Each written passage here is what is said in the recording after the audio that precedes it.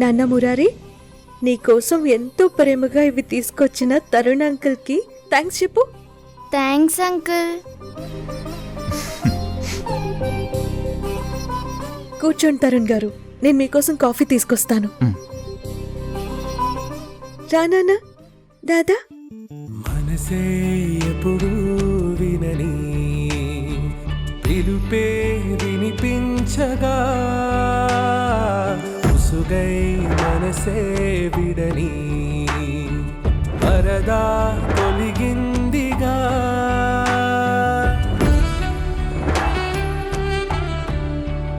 తరుణ్, కన్న కొడుకు కళ్ళెదురుగానే ఉన్నా తనని దగ్గరికి తీసుకోలేక పరాయి వాళ్ళ నిలబడి చూస్తున్న నీ పరిస్థితిని నేను అర్థం చేసుకోగలను. కానీ మిమ్మల్ని మీ ఆవేదన్ని చూస్తూ బాధపడ్డం తప్ప నేనేమీ చేయలేని నిస్సహాయాన్ని. నన్ను క్షమించు. నాకు తెలుసు ప్రభు, ఒక రకంగా నాది కూడా మీ పరిస్థితే. నా భార్యకి నిజం చెప్పలేక, తన బాధని చూడలేక నేను కూడా నరకం అనుభవిస్తున్నాను. కానీ ఒక విషయంలో మనం అదృష్టవంతులం. అదేంటంటే, కిడ్నాప్ అయిన మురారి దొరక్కపోయి ఉంటే ఇద్దరు తల్లుల పరిస్థితి చాలా ఘోరంగా ఉండేది. అవును తరుణ్, ఆ విషయంలో దేవుడు మనకు చాలా మంచి పని చేశాడు. ఆ దేవుడే మన ఉషాగారి రూపంలో వచ్చి మురారిని కాపాడి మన చేతుల్లో పెట్టాడు. అవును ప్రభు, మురారిని కనిపెట్టడానికి మేమెంతో ప్రయత్నం చేశాం. కానీ మురారి ఎక్కడున్నాడో తెలుసుకోలేకపోయాము. అలాంటి పరిస్థితుల్లో మురారి ఎక్కడున్నాడో కనిపెట్టి తనని తీసుకొచ్చి ఉషా చాలా సహాయపడింది. కానీ మురారిని ఎక్కడి నుంచి తీసుకొచ్చావనే ప్రశ్నకు సమాధానం చెప్పలేదని హారిక ఉషాని అపార్థం చేసుకుంటుంది. హారిక పిచ్చిది, ఒట్టి అమాయకురాలు. ఉషాగారు మురారిని ఎక్కడి నుంచి తీసుకొచ్చారు, ఎవరి దగ్గర నుంచి తీసుకొచ్చారని చెప్పడం అంత అవసరమంటారా? ఉషా నిజం చెప్పకపోతే హారిక ఉషాల మధ్య శత్రుత్వం అలాగే కొనసాగుతుంది. అంతేకాదు, ఆ నిజం నేను కనుక్కుని బయట పెట్టకపోతే తను పుట్టింటికి వెళ్ళిపోతానని బెదిరిస్తుంది నన్ను.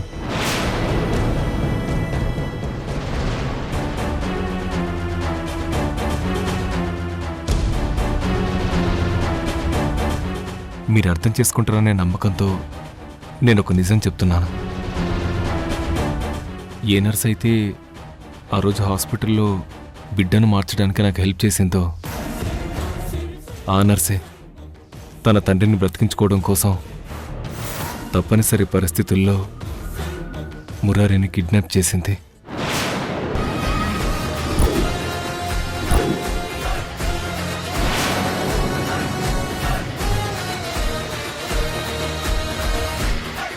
ఆ విషయం తెలుసుకున్న ఉషా అక్కడికి వెళ్ళి మన మురారిని కాపాడి తీసుకొచ్చింది.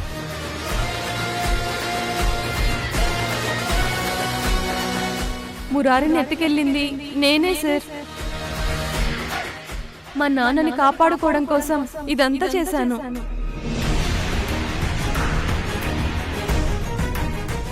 ఉషా మేడం సడన్ గా ఇంటికొచ్చి నన్ను రెడ్ హ్యాండెడ్ గా పట్టుకున్నారు సార్.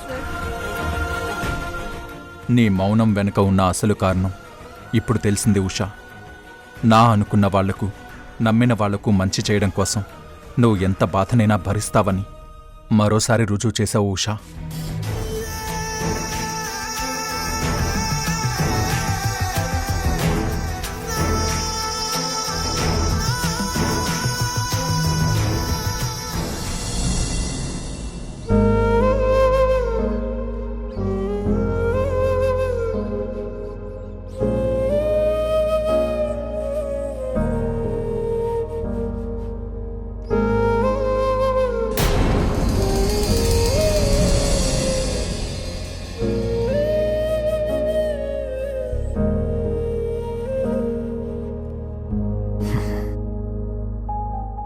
ఏవండి, ఒక్క నిమిషం, నేను మీతో మాట్లాడాలి. నాతో మాట్లాడాలా? అసలు నాతో మాట్లాడడానికి ఎవరు నువ్వు? నా జీవితానికి నీకు ఉన్న సంబంధం ఏంటి? అసలు నువ్వు నాకేమవుతావని నేను నీతో మాట్లాడాలి?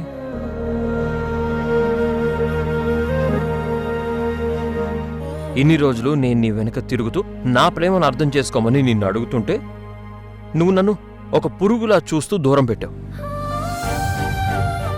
ఇవాళ లాయర్ నోటీస్ రాగానే ఇప్పుడు మళ్ళీ నాతో మాట్లాడాలని గుర్తొచ్చిందా? ఏవండి, అలా మాట్లాడకండి. ఆవేశంలో కళ్ళు మూసుకుపోతే ఎదురుగా ఉన్న మనిషి గుండెల్లో ఉన్న ప్రేమ మనకి కనిపించదండి. ఇప్పుడు మీరు అదే పరిస్థితుల్లో ఉన్నారు.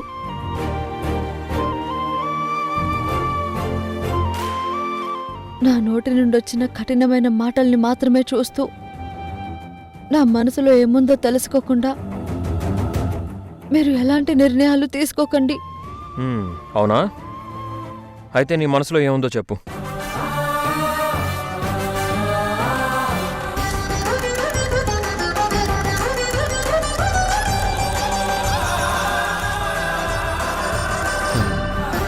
నువ్వు చెప్పలేకపోతున్నావు కదా, పోనీ నీ మనసులో ఏముందో నేను చెప్పనా? నన్ను, నా ప్రేమని లెక్క చేయకుండా చూసే పొగరు. నేను ఎంత చెప్పినా, ఎంత బతిమిలాడినా అస్సలు అర్థం చేసుకోలేని నీ మొండి పంతం. ఇవే కదా నీ మనసులో ఉన్నవి. అవి తప్ప నీ మనసులో నా పైన అనురాగం, ఆప్యాయత అలాంటివేమీ లేవు. అవి ఎప్పుడో చచ్చిపోయాయి. అలాంటప్పుడు ఎలాగూ కలిసి బతకలేని మనం శాశ్వతంగా దూరం అయితే ఏమవుతుంది? ఎవరికి నష్టం జరుగుతుంది? ఎవరి జీవితం మునిగిపోతుంది? అందుకే చెప్తున్నాను ఉషా, ఇన్ని రోజులు ఆడిన ఈ నాటకాలు, ఈ దాగుడు మూతలు ఇక చాలు. తొందరలోనే మనం విడిపోతున్నాం. అదే మనిద్దరికీ మంచిది. సారీ, మనిద్దరికీ కాదు, నాకు మంచిది.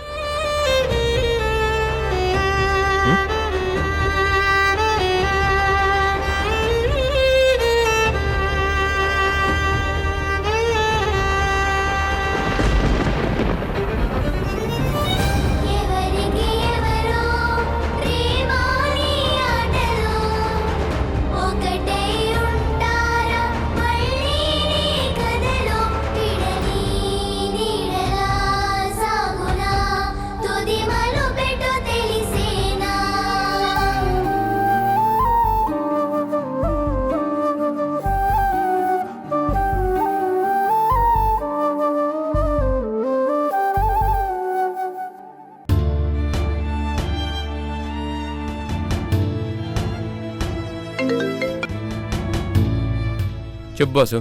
సార్,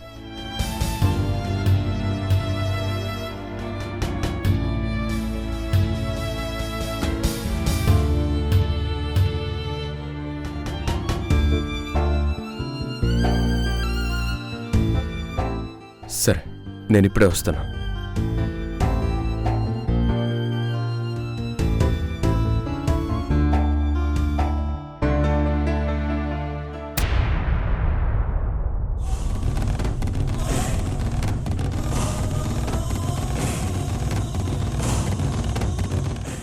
అక్క, ఇంటి నుండి హాస్పిటల్ దాకా తీసుకొచ్చావు.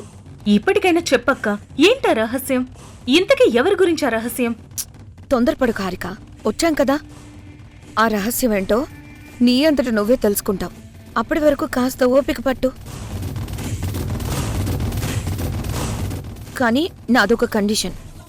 ఆ రహస్యాన్ని విన్నాక నువ్వు విపరీతంగా ఆవేశపడొద్దు.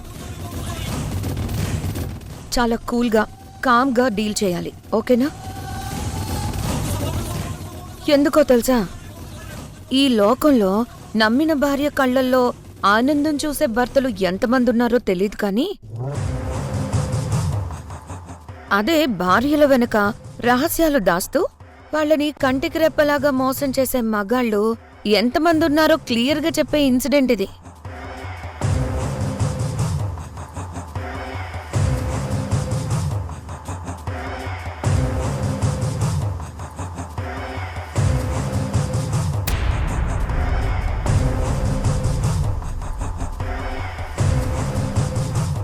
రా.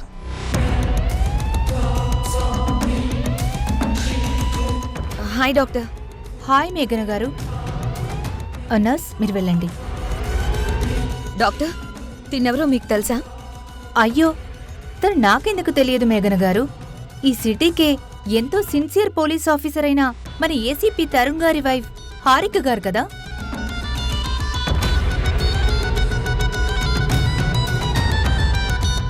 చెప్పండి మేఘన గారు, ఏదైనా ఇంపార్టెంట్ విషయమా ఇలా వచ్చారు?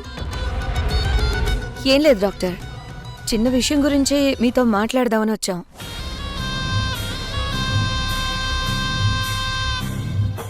అదేంటంటే మీరిచ్చిన డేటా సాయంతో తరుణ్ ఇప్పుడు తన బాబును వెతుకుతున్నాడు కదా. ఆ న్యూస్ మా హారికకు కూడా చెప్తారని నేను హారికని ఇక్కడికి తీసుకొచ్చాను. ఓ అదా, అయినా తరుణ్ గారు మీకు చెప్పలేదా హారిక గారు? లేదు డాక్టర్, తరుణ్ నాకు ఏ విషయం చెప్పలేదు. అసలేం జరిగింది? తరుణ్ చెప్పకపోతే ఏంటి హారిక, ఇప్పుడు డాక్టరే చెప్తారు విను. మీరు చెప్పండి డాక్టర్. ఆ రోజు హాస్పిటల్లో మీ బాబు చనిపోయాడని అందరూ అనుకున్నారు కదా, అది నిజం కాదు హారిక గారు.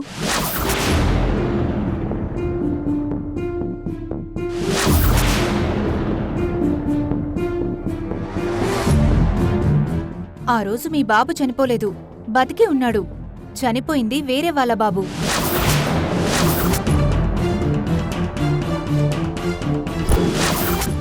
మీ కడుపున పుట్టిన మీ బాబుని చనిపోయిన బాబుతో ఎవరో హాస్పిటల్లో మార్చేశారు. రీసెంట్గా నాకు విషయం తెలిసిన తర్వాత బతికున్న మీ బాబును వెతకడానికి తరుణ్ గారికి నేను అన్ని డీటెయిల్స్ ఇచ్చాను.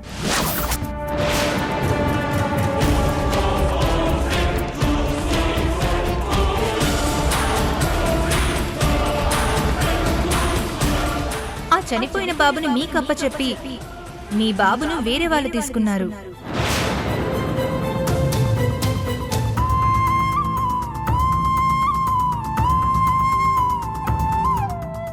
ఆ ముగ్గురు మగపిల్లల డీటెయిల్స్, వాళ్ళ తల్లిదండ్రుల వివరాలన్నీ ఈ ఫైల్లో ఉన్నాయి.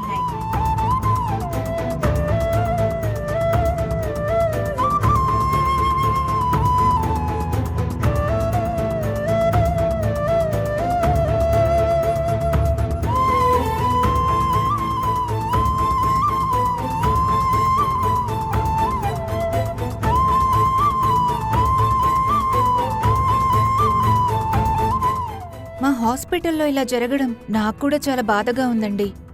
కానీ ఏం చేస్తాం, మా వైపు కూడా తప్పుంది కాబట్టి నేను హెల్ప్ చేశాను. అయినా తరుణ్ గారు ఇదంతా మీకు చెప్పుండాలే.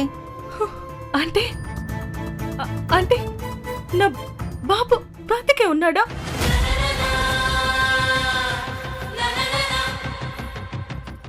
అయితే ఇన్ని రోజులుగా నా దగ్గర తరుణ్ ఇంత పెద్ద నిజాన్ని దాచాడా? నా కడుపు కోతను చూస్తూ కూడా నోరు విప్పకుండా నన్ను నరకంలో వదిలేశాడా?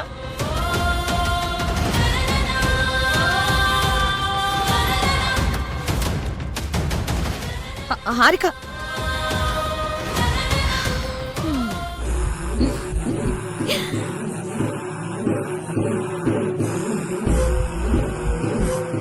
ఇక నుంచి నీకు నీ కుటుంబానికి కౌంట్ డౌన్ స్టార్ట్ అయింది. మా నాన్నని అరెస్ట్ చేసి అవమానించిన నీకు ఇకపై ప్రతిరోజు నరకమే. ఇప్పుడు హారిక రూపంలో పుట్టిన ఈ ముసలం మీ ఇంటిల్లపాదిని నాశనం చేసేదాకా వదిలిపెట్టదు.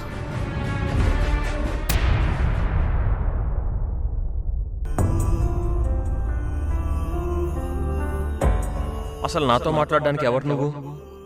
నా జీవితానికి నీకు ఉన్న సంబంధం ఏంటి? ఇన్ని రోజులు నేను నీ వెనుక తిరుగుతూ నా ప్రేమను అర్థం చేసుకోమని నిన్ను అడుగుతుంటే నువ్వు నన్ను ఒక పురుగులా చూస్తూ దూరం పెట్టు. ఎలాగూ కలిసి బతకలేని మనం శాశ్వతంగా దూరం అయితే ఏమవుతుంది?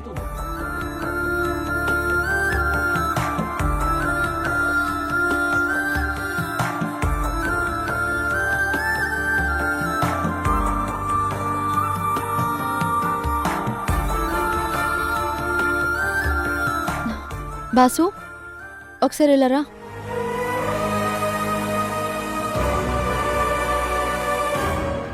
చెప్పండి మేడం. ఈరోజు నాకు అసలు భోజనం తినాలనిపించట్లేదు. ఎందుకో తెలియదు, ఆకలి అస్సలు లేదు. నా క్యారేజ్ నువ్వే తినేసి. అవును, ఇంతకీ కిరణ్ గారు తిన్నారా? లేదు మేడం, కిరణ్ సార్ కూడా తినలేదు. అయినా కిరణ్ సార్ ఇంటికి వెళ్ళిపోతున్నారని ఇప్పుడే చెప్పారు మేడం.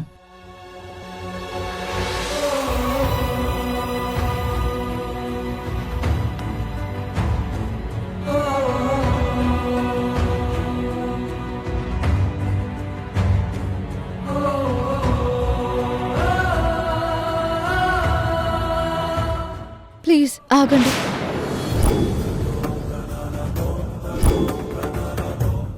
నేను మీతో ఒకసారి మాట్లాడాలి.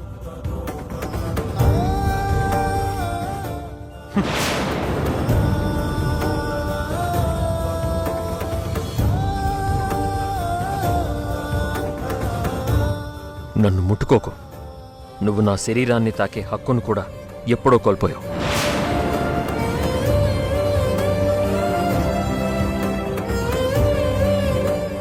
దయచేసి నన్ను అర్థం చేసుకోండి. నేను మీ పైన చూపించిన కోపాన్ని, మొండితనాన్ని చూసి నన్ను వెలివేయకండి. నేను ఎలాంటి పరిస్థితుల్లో ఉన్నానో, నా చుట్టూ ఏం జరుగుతుందో మీకు పూర్తిగా అర్థమయ్యేలా చెప్తాను. అప్పుడు మీరే నిర్ణయమైనా తీసుకోండి. అయితే ఆ పరిస్థితులేంటో ఇప్పుడే చెప్పు. ఈ క్షణమే నా కళ్ళల్లోకి చూసి చెప్పు.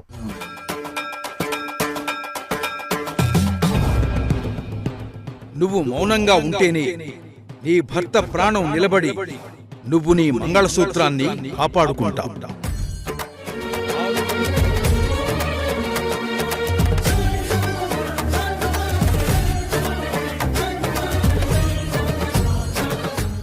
ఏవండి, ఈ క్షణంలో నేను ఆ నిజాన్ని మీకు చెప్పలేను. కానీ నన్ను నమ్మండి, సమయం వచ్చినప్పుడు మీకు పూర్తిగా అర్థమయ్యేలా చెప్తాను. అప్పటి వరకు నన్ను నమ్మండి. అంటే నువ్వు చెప్పేలోపు నేను చచ్చిపోయినా పర్వాలేదు, కానీ అప్పటి వరకు నేను సహనం వహించాలి, అంతే కదా? చూడు, ఇన్ని రోజులు నేను పడిన నరకం చాలు. ఇంకా నాకంతకన్నా ఓపిక లేదు. అంతేకాదు, ఇంకొక విషయం కూడా నువ్వు బాగా గుర్తుపెట్టుకో.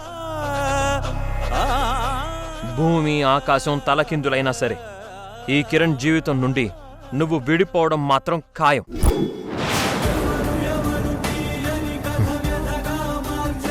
ఇకపై మనం మాట్లాడుకునేది ఆఫీస్లో కూడా లేదు, న్యాయం జరిగే కోర్టులో మాత్రమే.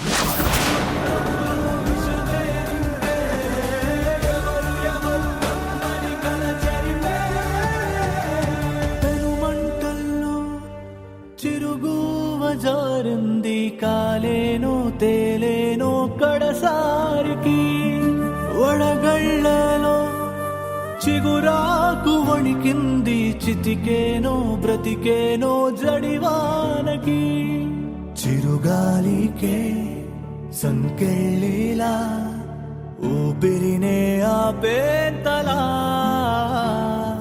చిరునవ్వుకే చితిమంటలా ఈ జ్వాల నా పేదలా ఎవరు ఎవరు తీయని కథ వ్యధగా మార్చే ఎవరు ఎవరు ఈ మలుపుని మలిచే ఎవరు ఎవరు సంద్రంలో విషమే అంటే ఎవరు ఎవరు కమ్మని కథ జరిపే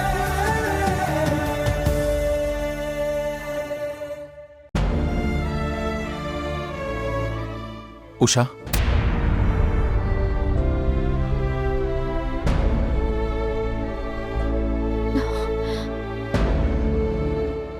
బావగారు, మీరెప్పుడొచ్చారు? ఇప్పుడే వచ్చాను ఉషా.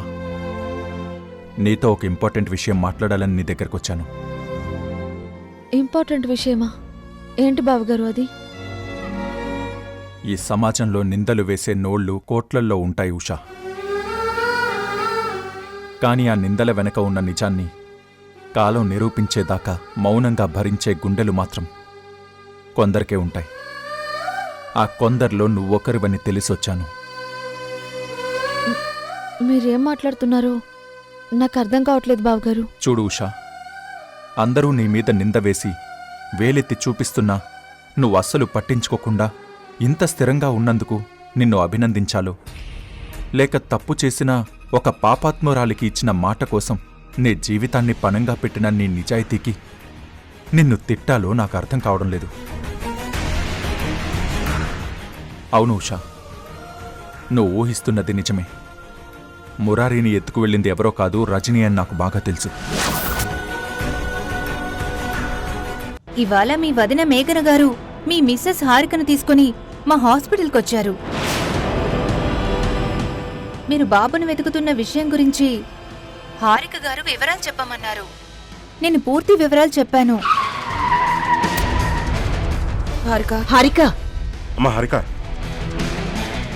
ఏంటమ్మా ఇది? ఎందుకు ఇలా తొందరపడుతున్నావు? ఇప్పుడు నా మనసులో మీ అబ్బాయిపై ఉన్న నమ్మకం పూర్తిగా చచ్చిపోయింది. నీ చేతిలో ఆ సూట్ కేసు ఏంటి? నువ్వెక్కడికి వెళ్తున్నావు? మీరు చేసిన మోసానికి నా కన్న బిడ్డను కోల్పోయి నరకం అనుభవించిన నేను మీకు దూరంగా వెళ్ళిపోతున్నాను.